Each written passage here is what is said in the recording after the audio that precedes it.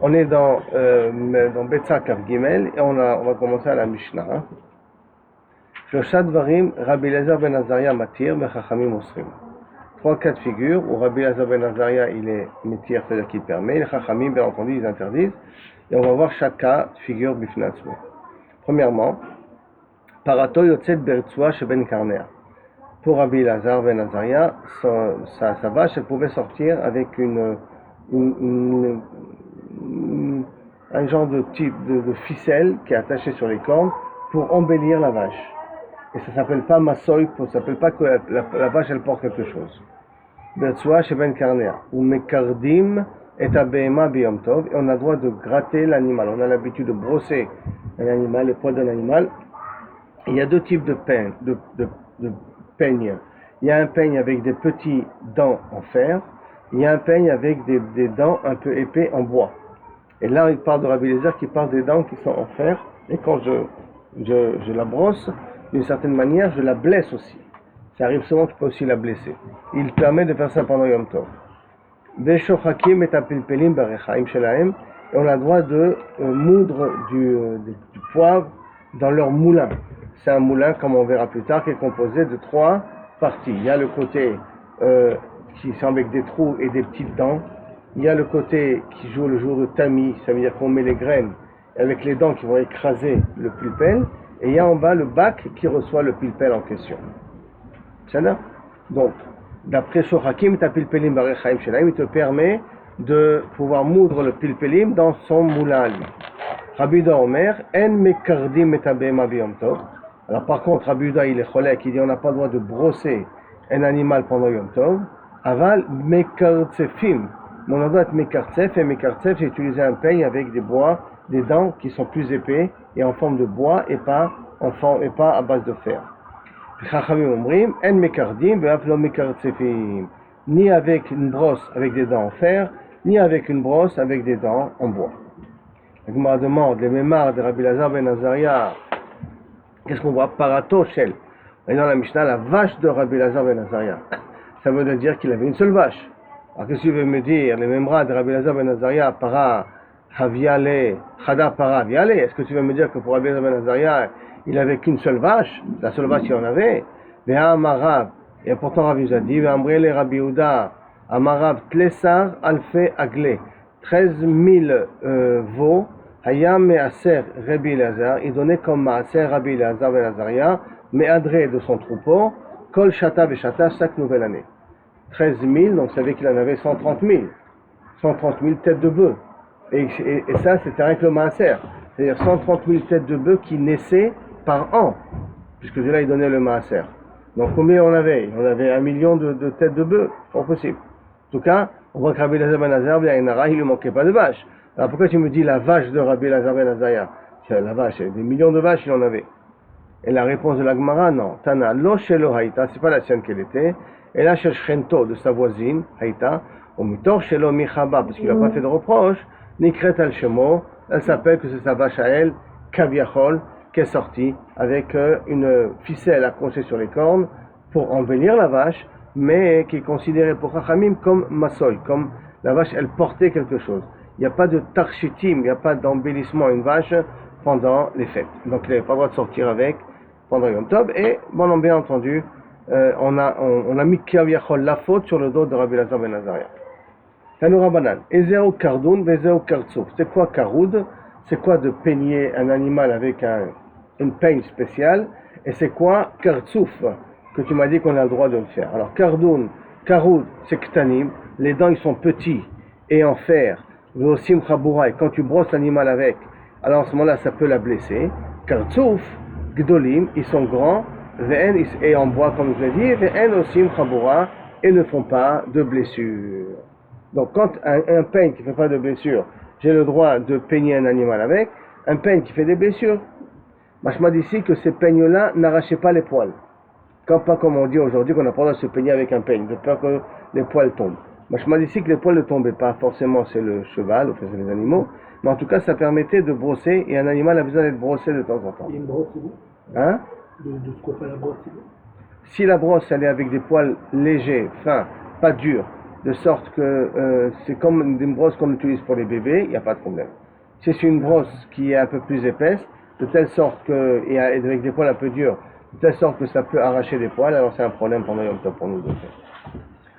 La Gemara dit, et ce problème-là est en vérité composé de trois déotes, trois idées dans ce sujet-là, trois marloquet.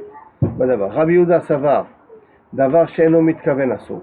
Rabbi Yehuda il pense que Davar She'eno Mitkaven c'est interdit. Pourquoi il interdit d'utiliser une brosse en fer, bien que tu fais des saignements? Ce qu'ils appellent Davar She'eno Mitkaven. C'est vrai que tu n'as pas l'intention qu'elle saigne. Et quand même, il t'interdit Rabbi Yehuda. Pourquoi il interdit? Parce qu'il pense que Davar She'eno Mitkaven Asso. Miu Kirud Ktanim Vosim Chabura. Par conséquent, le kirud, ça veut dire qu'avec les brosses avec des petites dents en fer, et ils font une chabura, et c'est pour ça qu'il interdit. Kirtsouf, gdolim, ben osim chabura. Et le kirtsouf, les brosses qui sont avec des dents en bois et plus épais, eux ne blessent pas l'animal. Comme ils ne blessent pas l'animal, c'est pour ça qu'on a le droit de les utiliser d'après Rabbi Yehuda. Velo gazrinan kirtsouf ato kirud. Et on n'interdit pas les brosses en bois de peur que tu vas utiliser des brosses en fer. Il n'y a pas de xéra de l'un à cause de l'autre. C'est Xéra l'Exéra. C'est pas tout à fait Xéra l'Exéra parce qu'on va voir qu'il y en a un qui est Ken Gozer, qui est Rabbanan dans 2 minutes, mais qui nous Keviachol, l'interdiction de brosser avec une brosse en fer, c'est pas une Xéra. C'est parce qu'il y a de fortes chances que tu vas, pas psychrécher, mais de fortes chances que tu vas faire saigner l'animal. Comme il y a de fortes chances que tu vas faire saigner l'animal, tu vas trouver un Issour de Horaïta. Donc c'est pas une Xéra. Quand tu dis une Xéra, c'est de peur que tu vas être amené à faire quelque chose. Là, Kimat, ça sera sûr qu'au moins une des fois où tu vas brosser, pas tout ça, une des fois que tu vas brosser, il y aura du sang qui va sortir, et quand ce sang il va sortir, tu vas faire un saut de Chaboura pendant Yom Tov. Ah, mais ce n'est pas Mitkaven. D'après Rabbi Yehuda, d'avoir chez Mitkaven, Asso. Ça c'est la svara. Rappelons-nous, il y a une marloquette qu'on a déjà vu dans Shabbat, entre Rabbi Yehuda et Rabbi Shimon. D'avoir chez Mitkaven Muta ou d'avoir chez Mitkaven Asso. Rabbi Yehuda, il dit d'avoir chez Mitkaven Asso. C'est manière que c'est marqué ici Asso, alors que normalement c'est marqué Chayab dans Shabbat. Enfin, pour l'instant, c'est le chachage de Rabbi Yehuda que nous avons ici. Et on n'est pas gozer, kirtsouf, atou, kirut, parce que dans kirtsouf, ça ne va pas saigner. Tu comprends? Et si on aurait été gozer, là j'aurais entendu la xéra que tu veux dire. Les Rabbanan savraient, Nami ki Rabbi Yehuda, et Rabbanan ils pensent comme Rabbi Yehuda que quoi, d'avoir shalom mitkaven asso, que d'avoir shalom mitkaven asso, mais gazrinan, kirtsouf, atou, kirut. Tu vois d'ici? Quand il est gozer, il n'appelle pas ça xéra l'exéra. Hein. Rabbi Lazar ben Azaria, comment c'est possible que Yachol, lui, il permet? Ça va aller que Rabbi Shimon, il pense comme Rabbi Shimon, de Amar Rabbi Shimon, d'avoir chez l'homme mitkaven mutar, que si c'est pas psychréché, tant que c'est pas obligé que chaque fois que je passe le peigne, ça va saigner. C'est possible que ça va saigner, mais quand je passe le peigne, c'est pas obligé que ça va saigner. À ce moment-là, ça s'appelle d'avoir chez l'homme mitkaven, parce que je suis pas intéressé qu'elle saigne. Donc d'avoir chez l'homme mitkaven mutar. Maintenant la Gemara dit ben kirud, ben kirtsouf charé. Aussi bien si tu utilises un peigne avec petites dents ou un peigne avec des grandes dents.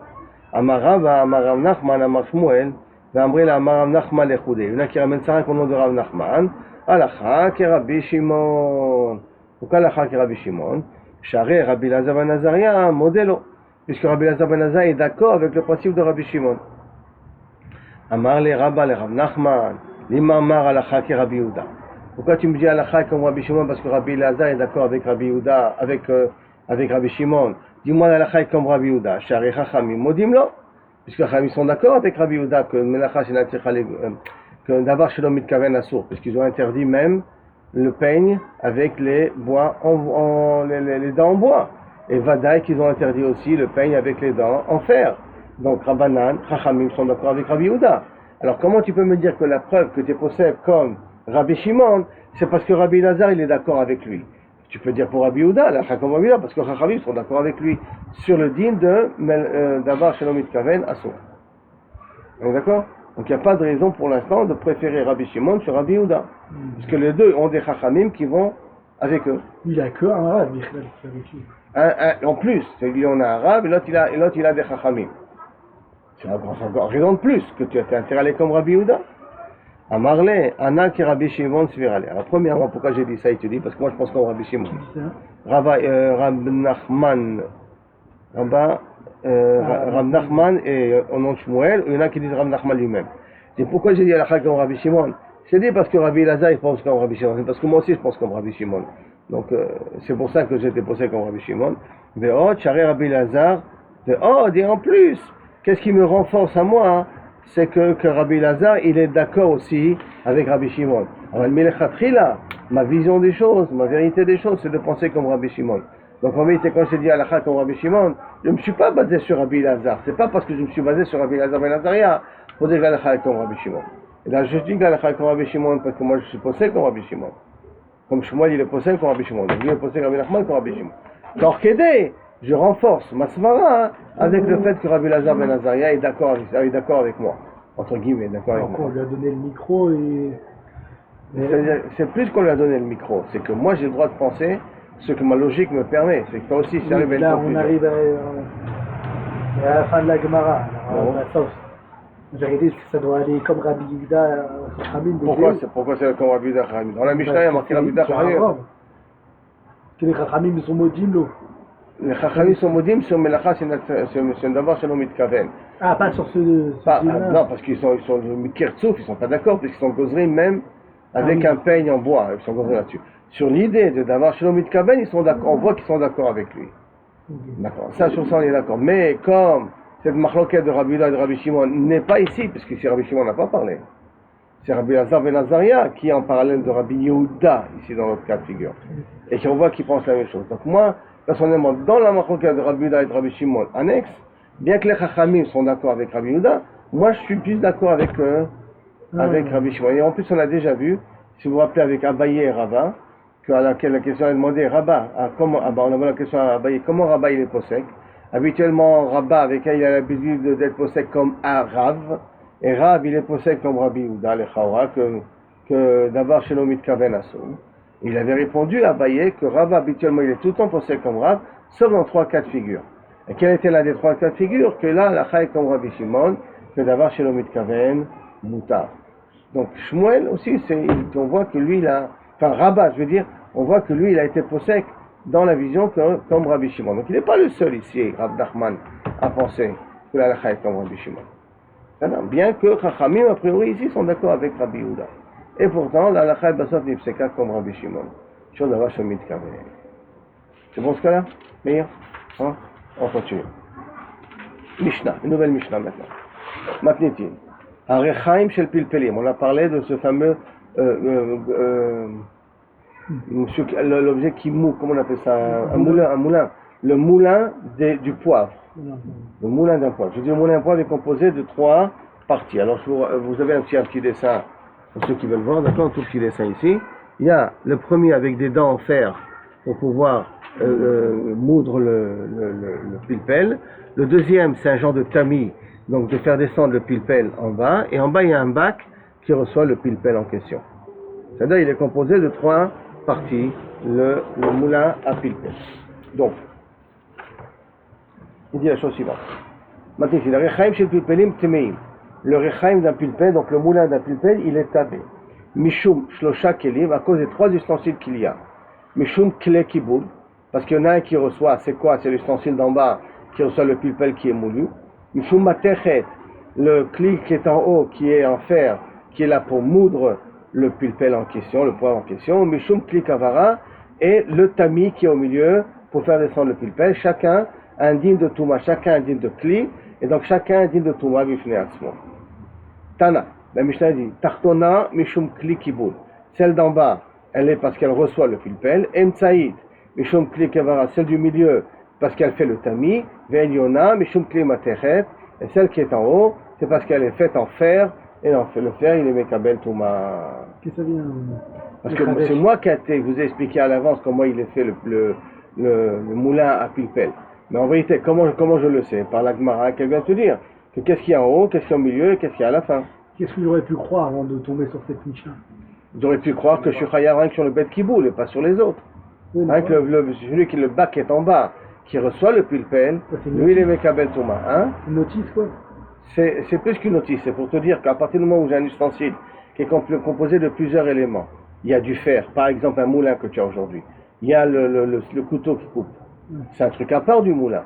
Est-ce qu'il est aussi les Mekabel Touma ou pas? Oui, pourquoi? Parce qu'il est fait en fer. Mais si, mais il y a aujourd'hui des moulins qui sont faits en céramique. Et tu as des moulins qui sont faits même avec des dents en plastique. Maintenant, ces dents en plastique, là, ils vont être Mekabel Touma aujourd'hui ou pas? D'après ce que tu viens d'ici, non. Ils ne vont pas être Mekabel Touma. Parce qu'ils ne sont pas en matière. Tu comprends? Maintenant, tu vas prendre une passoire, n'importe laquelle.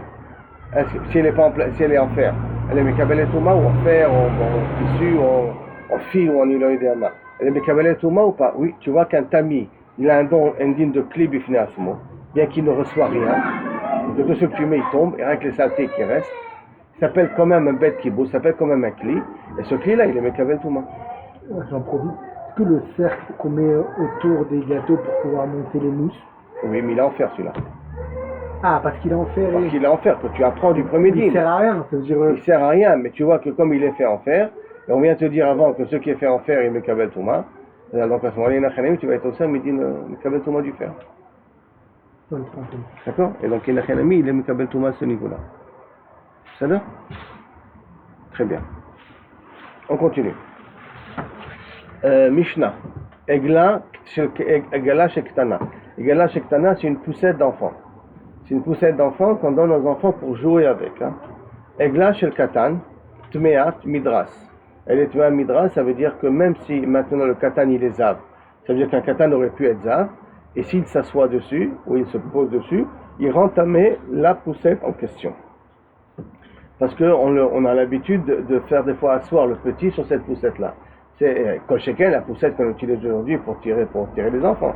Mais là, c'est une poussette pour jouer, pour que le petit puisse jouer avec. Et quand même, c'est Mekabel Touma, mais Toumat Midras. Nitala Beshabbat, Nitelet Beshabbat. Midras, parce que l'enfant s'appuie dessus.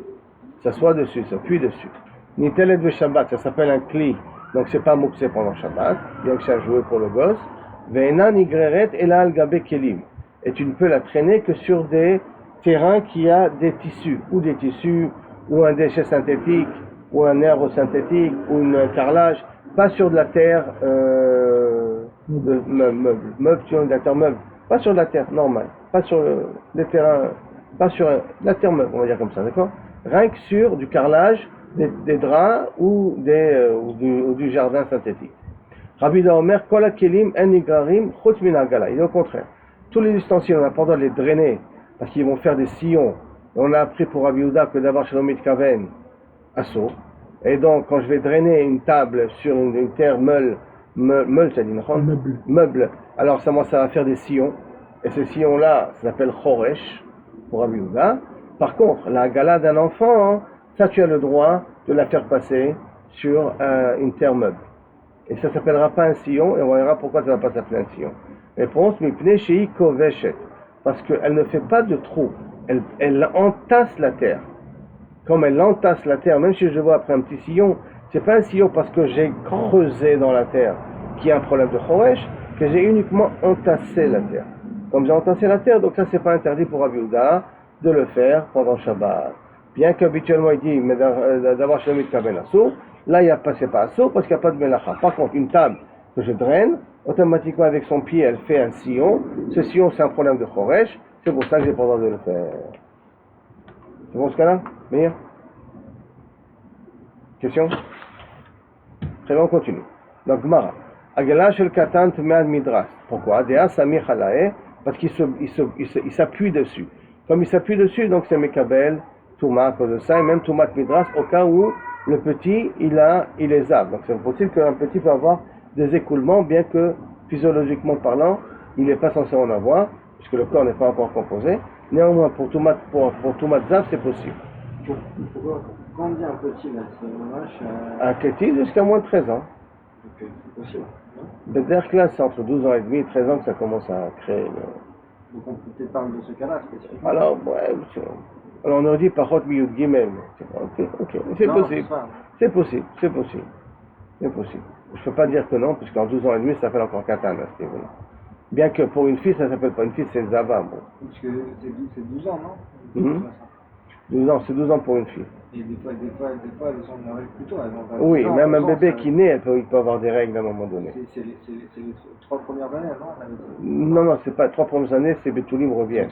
Mais un enfant, un bébé, une petite qui naît, elle peut avoir des règles 2-3 jours après l'accouchement. C'est ma chômeur de manière. En tout cas, chez mes petites filles, je sais qu'il y a eu de problème. Quoi, ça y est, elle commence. Non, c'est pas le système, le daï se lance à niveau d'air. Est-ce qu'elle rentre dans le. Hein? J'ai eu ça au début, une fois. Ah, Une fois, comme ça, une fois. j'ai cru qu'elle commençait. Non, juste une fois. Il y a cette possibilité. Donc tu vois, quand même, un petit, elle peut être tomate nida, quelque part. Petit. Attends, Egla chez le Katan, on a dit par Tosami Khalea. Nitelet ve Shabbat, qu'on a le droit de porter pendant Shabbat, Mishum Deika Torah Keli Alea, parce que ça s'appelle un ustensile. Comme elle sert à porter, à faire au gosse, à jouer avec, ça s'appelle un cli, et un cli n'est pas Mekabel Touma. Enfin, c'est Mekabel Touma, il n'est pas mouxé pendant Shabbat. Ce qui veut dire que les jouets, d'après cela, ils ne sont pas mouxés. Qui ont une utilité, quoi. Les jouets qui sont utilisés par les enfants, bien entendu, ils ne sont pas mouxés d'après cette définition-là. Bien que nous, d'après Maran, nous, on n'a pas le droit, les khatrila, de jouer avec les jouets d'un enfant que si on a besoin de l'accompagner. Mais si tu jouer avec un jouet d'un enfant, on n'a pas le droit de le faire. Pas jouer avec le petit. Hein? Tu joues avec le petit pour l'accompagner, parce qu'il a besoin que tu joues avec lui. Mais est-ce que toi, tu peux te mettre à côté et te prendre les jouets d'un gosse et t'amuser à jouer avec? Ça, tu peux pas. Et les jeux de cartes. Les jeux de cartes. C'est un jeu de grande personne. Venan Igreret et la Algabe Kelim. On a dit qu'on ne peut drainer la poussette que sur des tissus. D'accord? La Gemara les médailleket. Algabe Kelim in. C'est sur des tissus, oui. Algabe Karka. Allô? Ça veut dire que sur de la terre meule ou la terre stand comme ça, tu n'as pas le droit. Maïtama, quelle est la raison? Des Kaavit Charitz. Parce que tu me fais un sillon. Et un sillon, c'est un problème de Choresh. La Gemara demande, Mané, ça va d'après qui?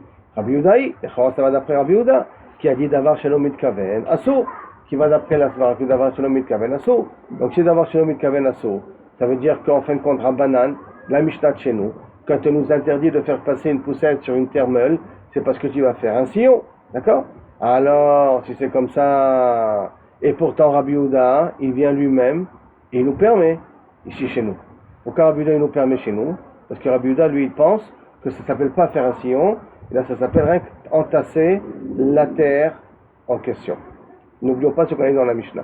Mané Rabbi Yehuda, il dit Amar Davar Shalom Mitkaven Asso, parce que dit Rabbi Shimon, parce que si je vais d'après Rabbi Shimon, il dit Amar Davar Shalom Mitkaven Mutar, qu'il a dit que Davar Shalom Mitkaven Mutar, donc la Mishnah ne devrait pas me dire que c'est Asso, au contraire, je pourrais traîner une poussette, même dans du sable, même si je fais un sillon, puisque je ne suis pas Mitkaven à faire le sillon, et en plus, c'est pas obligé tout le temps que je fasse un sillon. D'avoir Shalom Mitkaven, Mouta. Comme il a dit, comme c'est marqué, Rabbi Shimon Omer, Gorer, Adam, Mita, Kissé, Vesafsal. Un homme, il a le droit de traîner, une kissé, une table, une chaise, ainsi de suite, ou un banc, ou d'une vache, Shalom Mitkaven, à son charitz. Mais que ce soit dans l'idée ou dans la situation où il n'a pas l'intention de faire un sillon. Donc ça s'appelle d'avoir Shalom Mitkaven. On n'est pas dans un cas de psychréché, il ne faut pas oublier, parce que c'est un cas de psychréché, c'est un autre problème. On n'est pas dans un cas de psychréché, on est en train d'avoir Shalom Mitkaven, et tu vois que pour Rabbi Shimon, c'est Mouta. Il m'a dit, alors si c'est comme ça, je ne comprends pas. Et ma sefa, regarde la fin de la Mishnah. La fin de la Mishnah, il dit Rabbi Yehuda Omer, en akol egarim be Shabbat, on a rien droit de drainer pendant Shabbat, chutz min agala, mipnei shekoveshet. Alors ça veut dire mipnei shekoveshet in, parce qu'elle entasse la terre, oui. Aval charitz lo. Mais si elle fait un sillon, c'est interdit. Alors comment c'est possible? D'un côté, dans notre Mishnah, nous, tu viens de dire que Egla Shel Katan, elle est excuse-moi, Enanigret al Gabe Kelim, parce que tu considères qu'elle fait un charitz. Et d'un autre côté, tu me dis au nom de Rabbi Yehuda. Lui-même, il dit, ça fait pas un charitz, ça fait une tsekovesh. Ça rien qu'entasse la terre. Alors décide, ça fait un charitz ou ça entasse la terre? Un marloquette sur une marloquette de Metziot ou quoi? De quoi on parle ici? Réponse, non, très Tanaï, alivé aliba de Rabbi Yehuda. Ça part deux Tanaïm. La Recha, c'est un Tana, et l'autre Rabbi Yehuda, c'est l'autre Tana. C'est deux Tana, mais qui sont d'accord avec Rabbi Yehuda. C'est qu'on est d'accord avec Rabbi Yehuda que d'avoir chez nos Mitkaven Asso. La question, elle est-ce que maintenant, entre les deux Tanaïm, est-ce que le fait de voir un sillon après avoir fait pousser une poussette, c'est parce que tu considères que la terre est entassée, ou c'est parce que tu considères qu'il a fait un sillon? Parce que tu vois la forme de la roue. Ouais, tu la vois. Donc, alors, est-ce que ça s'appelle écraser ou ça s'appelle faire un sillon? Sur ça, il y a un marque. Ce trait Tanaï Aliba de Rabbi Yehuda, que c'est un joker ou c'est quelque chose qu'on voit souvent dans le chat? C'est un truc, c'est un genre de joker. Quand on est coincé et qu'on n'a pas véritablement de réponse, on a la seule possibilité de dire qu'en fin de compte, c'est pas Rabbi Yehuda qui a dit ça parce qu'il ne va pas se contredire lui-même. Il ne va pas me dire que la récha c'est Rabbi Yehuda, il te dit c'est assourd, il te permet que sur des ustensiles, que sur des tissus à pouvoir, et après lui-même il te dit c'est permis. Il se contredit lui-même, c'est impossible. Alors c'est pour ça que dans des cas où vraiment il y a une contradiction, on peut arriver à dire que Trétanaï, c'est un dernier joker qu'on a, Trétanaï, elle va à l'ibad de quelqu'un. Effectivement, on utilise ça des fois comme un joker. En fait, oui, c'était de savoir est-ce que quand on va chercher ensuite dans les Rishonim, est-ce qu'ils vont essayer d'apporter un autre pitaron ou bien. Non, quand on est Trétanaï, c'est la réponse finale, ça veut dire que vraiment c'est la seule réponse qu'on a, ça ne cherchait pas aller plus loin, c'est la seule solution qu'on a réussi à trouver. D'accord? Adran Alach, Yom Tov. On va attaquer maintenant le nouveau chapitre, qui dit la chose suivante. En Tzadim Dagim Min Abibarim. On ne pêche pas des poissons de leur piscine. Non, un aquarium c'est différent, parce qu'un aquarium, comme on va voir plus tard, d'abord tu peux plus facilement attraper le poisson, et l'aquarium c'est sous ta responsabilité le poisson. Ah, c'est un bassin alors quoi. Alors là c'est un bassin, c'est une piscine de Bibarim. Un lac, c'est plus pas un bibar parce que c'est naturel. Là, ce sont des piscines construites par des humains où ils mettent les poissons à l'intérieur. Bon, ça, donc des choses qui sont privées en fait. Des choses qui sont. Oui, déjà de privé. Et est-ce que j'ai le droit de Kaviachol pêcher ces poissons-là, bien que ils sont pas. Parce que quand ils sont dans un étang, alors ils sont libres. Libre de pêcher, alors il faut voir ce que j'ai pu faire la veille, j'en peux plus faire la veille. Est-ce qu'un poisson pêché la veille, il est moins bon qu'un poisson pêché le jour même? Alors, c'est là, c'est pas chaud. Maintenant, par contre, si c'est dans un étang privé, peut-être que ça s'appelle déjà un poisson qui est déjà en ma possession et que j'aurais le droit de le pêcher. Mais c'est pas un étang privé. Des fois, par exemple, il y a tu sais, dans la pêche, par exemple, il y a des fois des concours, des choses comme ça, où ils mettent, si vous voulez, des délimitations. Maintenant, si tu délimites que les poissons ne peuvent pas sortir, ça s'appellera privé à ce moment-là. L'endroit en question où se trouve. Parce que dès que le poisson peut aller, il a tous les temps pour se promener, ça ne peut plus vivre. Le bibar, c'est un truc. On va rentrer dans le Khotseda là maintenant. Ça, c'est le Khotseda. Ve'enotim lefnei mezonot, et on ne donne pas à manger aux poissons pendant Yom Tov. Ni l'occurrence, même pendant Shabbat. On verra dans la Gemara parce que les poissons peuvent se débrouiller tout seuls. Ou ils peuvent manger d'eux-mêmes à travers les racines, ou ils se mangent entre eux. Donc on n'a pas besoin, toi spécifiquement, tu n'as pas un chiyuv de t'occuper à donner manger à tes poissons. Par contre, dans un aquarium, là tu es chaya parce que il n'a pas d'autre moyen de manger que ce que tu lui donnes. Et tu ne mettras pas des poissons qui se mangent l'un avec l'autre dans ton aquarium. Parce qu'il restera tué dans ton aquarium assez rapidement. Donc, un notnim mazon nifne mezonot, parce que c'est pas ta responsabilité. Aval. Sadin chaya ve'of minavibarim. Minavibarim, si tu as maintenant une biche, un taureau, un mouton dans ton étang, c'est un étang, c'est dans ta ferme, où tu peux y arriver et à l'attraper. On va voir rapidement, pas rapidement, mais en tout cas tu peux l'attraper. Mais il n'est pas dans la nature, il est chez toi à la maison.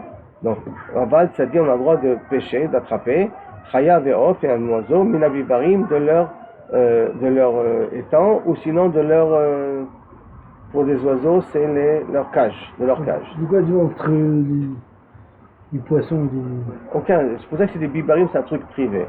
Oui, mais là il y a écrit Tzadin et là en haut il y a écrit Tzadin. Voilà, Tzadin. Pourquoi on a le droit avec les animaux? D'accord, parce que les animaux sont sous ta responsabilité. Les poissons ne sont pas sous ta responsabilité. Connaître ça, c'est une question de responsabilité. Plus que ça. D'abord, Tzadim, là-bas, c'est les poissons, ça demande plus d'efforts. La Gemara va dire, Gemara va poser la question. Ta question, en tant que Gemara va poser. Et on va arriver à la conclusion qu'en fin de compte, dans la biche et l'oiseau, on peut l'attraper rapidement. Alors qu'un poisson, dans son étang, pour l'attraper, c'est un peu plus compliqué. C'est-à-dire, donc, le dîme de Tzeda, pourquoi qu'on permet d'être sad, c'est pas parce que je dois faire beaucoup d'efforts, au contraire. C'est parce que d'un seul coup de marche, je peux arriver et attraper l'animal. Et donc, il n'y a pas un problème de Tzeda. Alors que dans les poissons, je dois faire plusieurs efforts avant de pouvoir attraper le poisson. Et donc, il y a un problème de Tzeda. On dirait que c'est un truc de petit rat. Et c'est plus que dans la définition de Tzeda, c'est quand tu as besoin de courir après l'animal pour l'attraper. Si tu as besoin de courir après l'animal pour l'attraper, ça s'appelle que tu es tzad. Par définition de Tzeda lui-même. D'accord? Mais ça, on verra dans la Gemara. Notim lifnei mezonot, et on a le droit de leur donner à manger. Pourquoi? Parce qu'ils sont sous ta responsabilité, ils sont plus dans la nature. Rashba Gomer, Rashba dit Kol, lo kol abibarim shavim, pas tous les étangs se ressemblent. Vezé aklal, et quelle est la règle qu'on doit essayer de retenir pour pouvoir savoir quand j'ai le droit et quand je n'ai pas le droit?